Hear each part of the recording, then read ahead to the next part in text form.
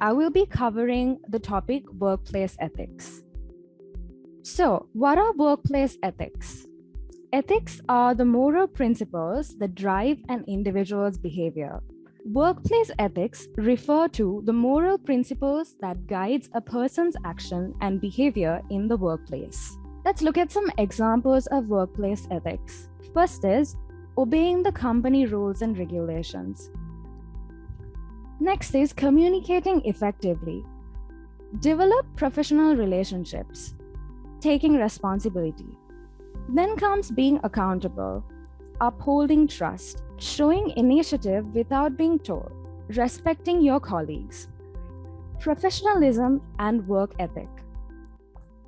There are professional standards for everything an employee does in the workplace. For example, the use of informal words in a formal workplace is seen as unprofessional, especially when communicating with clients. Next comes the 6 pillars of character. So these pillars are the core ethical values of someone's character. These values were identified by a group of youth development experts in 1992 as core ethical values that transcend cultural, religious, and socio-economic differences. First and foremost, we have trustworthiness. So this also includes honesty, integrity, reliability, and loyalty. Then we have respect. Like I mentioned earlier, it's important to respect everyone you work with. Responsibility, fairness, caring, and lastly, citizenship. This is basically being socially responsible. And I will get to it at the very end of the presentation. Following workplace ethics when working from home.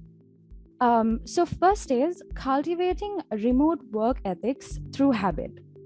Then comes establishing a daily work schedule. So establishing and sticking to your work schedule will help you stay on track. Third is minimizing distractions. Distractions can be plenty if you're working at home. So you can minimize or avoid these distractions by having a dedicated workspace, the kind that you find is inspiring for your work. And also avoid having items that can pull you away from this dedicated work. And staying connected. This is crucial when we're working from home. Delivering results. It is important to deliver consistent results since nobody really sees if you're working, unlike working from office. So it's important to deliver consistent results. And also keep in mind that visibility doesn't always equate with productivity. And remote workers should focus on getting things done as well, and there is no excuse for it. Then comes practicing punctuality. Lastly, being mindful of deadlines. So one way to show a solid work ethic is to be mindful of deadlines. If you find it difficult to finish the task on time, let the appropriate person know. This shows that you're focused and you value your work quality. So how do we encourage this ethical behavior? Creating an ethical culture is crucial when it comes to encouraging ethical behavior. And there are 4 pillars, or I would say critical features, to address when creating an ethical culture. Explicit values. So strategies and practices should be anchored to clearly stated principles that can be widely shared within the organization, and making sure they know that following ethics is a must in the company, and that it's always in the employee's mind that it's a must to abide by certain rules. Next is thoughts during judgment. So most people have less difficulty knowing what's right or wrong than they do keeping ethical consideration top of mind when making decisions. So ethical lapses can be reduced in a culture where ethics are at the center of attention. This is very important. Next is incentives. So it's true that people do what they're incentivized to do. meaning that aligning rewards with ethical outcomes is the solution to many ethical problems. Incentive programs must provide a variety of rewards to be effective. Along with earning an income, employees care about doing meaningful work, making a positive impact, and being respected or appreciated for their efforts. Lastly, cultural norms. Good leaders produce good followers, but if employees in the middle of the organization are surrounded by co-workers who are lying, cheating, or stealing, they would most likely do the same, regardless of what their leaders or subordinates say. So, people often fail to appreciate the power of social norms. So, just like how an ethical culture is created, it's very important to put this ethical design into practice. And I have listed down 3 areas how you can put ethics into practice. First is when you're hiring. First impressions are always powerful. So for many employees, an organization's values were revealed during the hiring process. So interviews are typically treated as opportunities for identifying the best candidate. But highlighting values in the interview reveals their importance to the organization. So this is important. It's important that the person you're hiring knows what your values are. Then comes evaluation. I'm talking about performance evaluations. It's important to reward and encourage good behavior. Lastly, compensation. So leaders can reward ethical actions by showing employees the positive impact of their work on others and recognizing the actions in presentations and meetings. And they can also create opportunities within the organization to behave ethically towards their colleagues.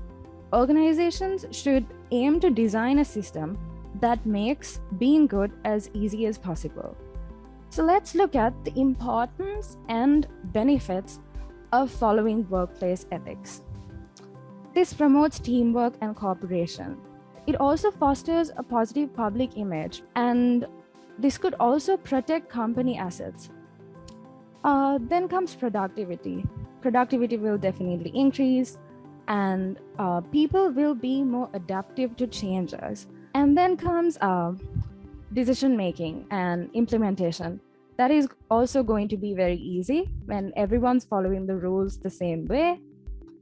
Trouble-free working environment, and there is no one left negative because everyone's being treated fairly and everyone's being treated with respect, and we meet the deadlines, and everything's good to go.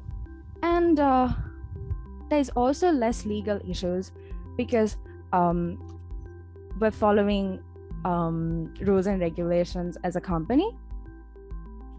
So a well thought out ethics program should include the following elements.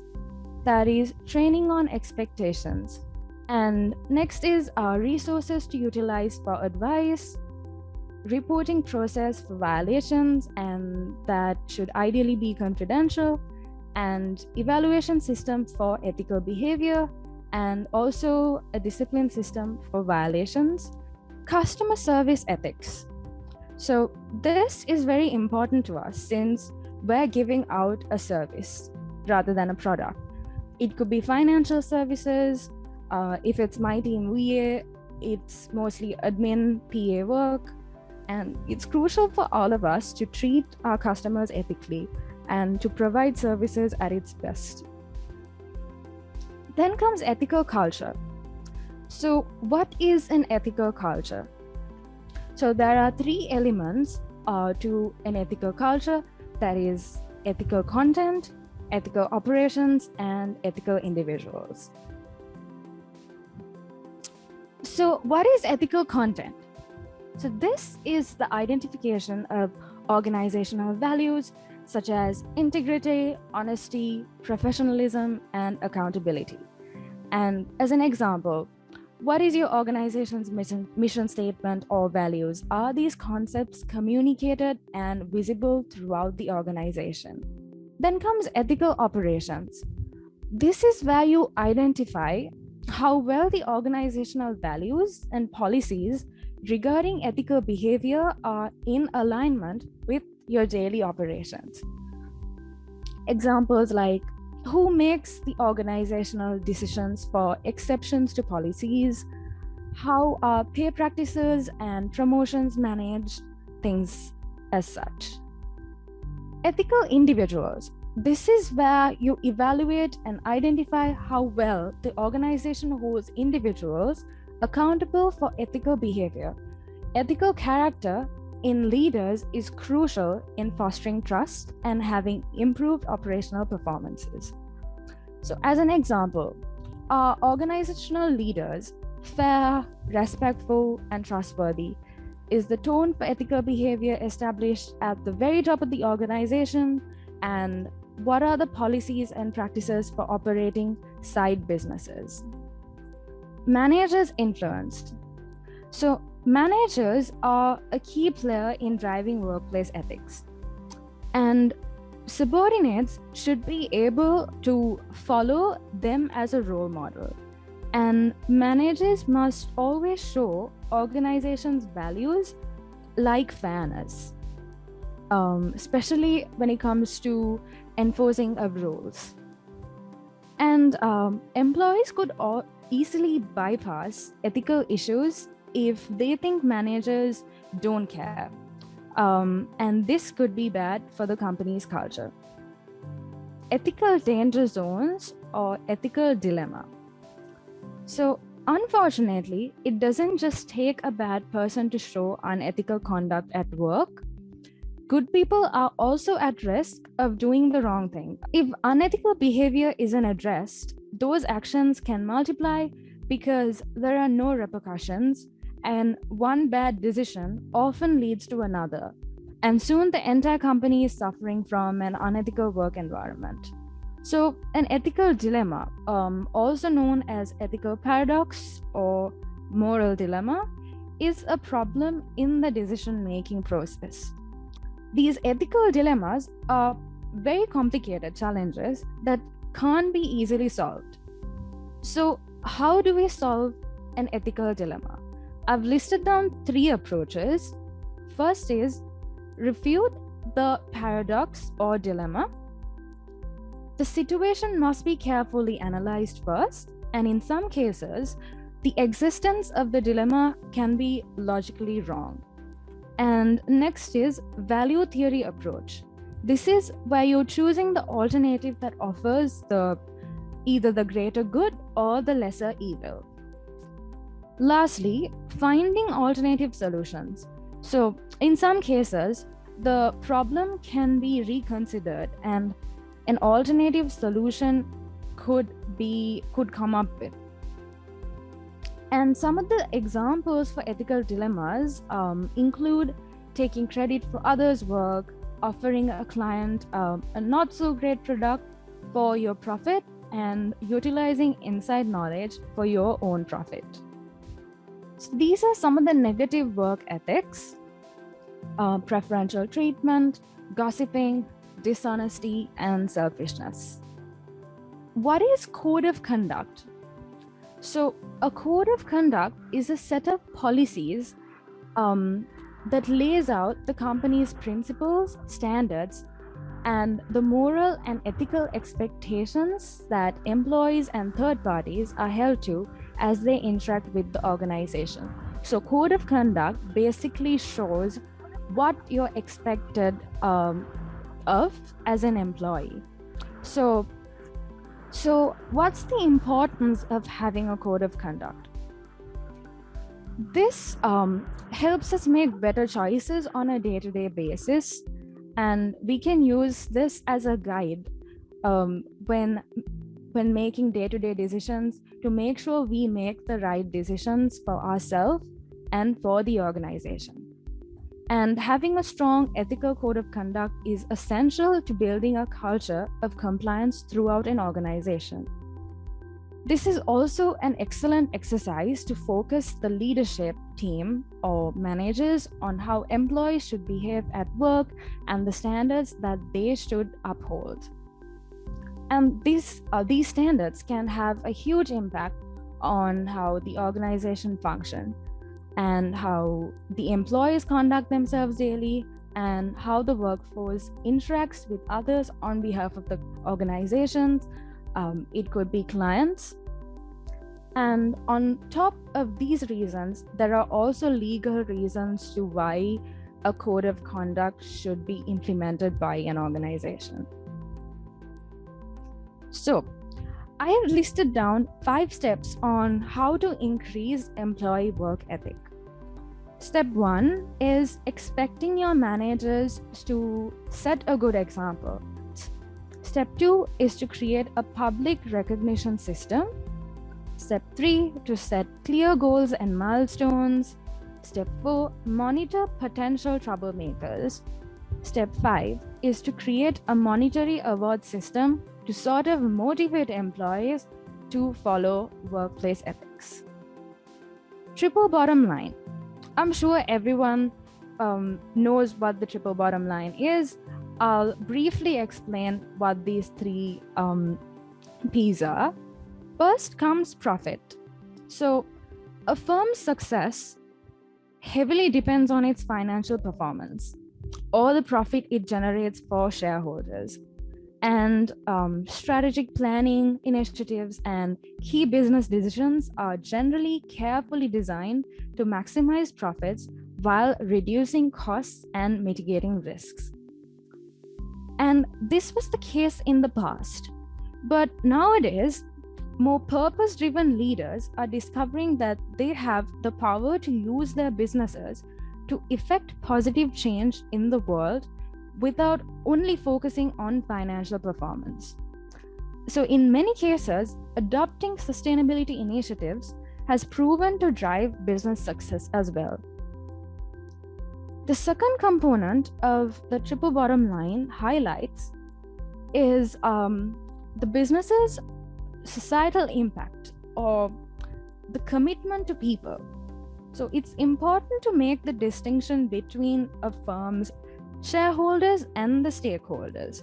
So usually businesses have always favored shareholder value as an indicator of success, meaning they strive to generate value for those who own shares of the company.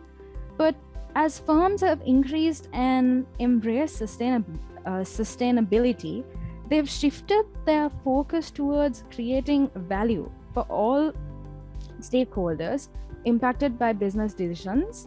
And some simple ways companies can serve society include ensuring fair hiring practices and also encouraging volunteerism in the workplace. The final component of the triple bottom line is concerned with making a more positive impact on the planet. And ever since the Industrial Revolution, most of the larger organizations back in the day have contributed so much to the amount of pollution to the environment, and this has been a key driver to climate change. And a recent report found that 100 companies in the energy sector are responsible for over 71% of all the industrial emissions. So, while businesses have historically been the greatest contributor to climate change, they also hold the key to driving positive change. So many business leaders are now recognizing their responsibility to be socially responsible. And this effect isn't only on the shoulders of larger corporations, but all businesses have opportunities to make change that reduce their environmental impact. And adjustments like using ethically sourced materials and cutting down on energy consumption are few of the steps in this right direction. So why is this triple bottom line important for workplace ethics? So when adopting a triple bottom line approach, you're not only making profits, but also thinking about the people who work for you, the society at large, and also the planet. So this could ideally create higher employee retention rates by making the work environment more pleasant for workers, and it can also enhance the brand perception that the general public has, and the reputation for showing the business is more than just making profits, and that the business is socially responsible, and not only it's and the business doesn't seem like they're only making profits. And this could also improve the productivity and also reduce costs through sustainable efforts. So I hope I covered all the areas of workplace ethics. So we've come to the end. Thanks a lot for joining the Practice to Perfect session. Appreciate it.